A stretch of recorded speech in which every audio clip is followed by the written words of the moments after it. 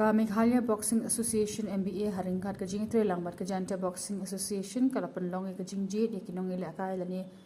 jingpen krea ka balatip kum ka district level selection trial ha kani ka apa saw tarik unai tung kum si Bynta pen krea nak Bynta kan national games ka balai khandai ka balabu ban Pynlong ha ka jala Meghalaya house nam aja kunyo ta Pynlong ki trial ha Ardli district jongkari lom jantia ha Bishop house lom bi sentu bat mi mentru na ka Bynta ka West Janta Hills but ha indoor hall jong ka East Janta District Sports Association ha dikia East na ka Bynta ka East Janta Hills nadan hadu lai phun rewat ka samlai le kai boxing ki balai shimanta ha kani ka trial ha ka ba apoi ngot ki na West Janta Hills but khasan ngot na East Janta Hills ha ki category ki ba pher kat kum ka jingkhia lani ka weight category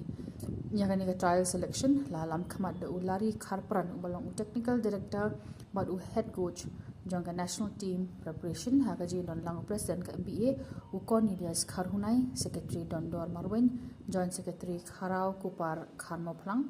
executive member Hubert Marbanyang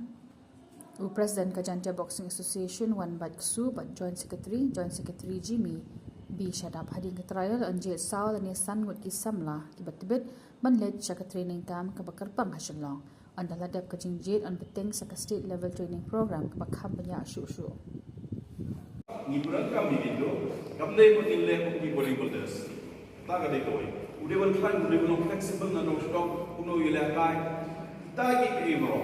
dia dena ka kami ku pasuk pas sekolah mai pak di lagi guna bol iki kita ni guna aga telah jungi macam itu no dia ka proper training untuk paduan ini dong stok dia tong ini turun di badan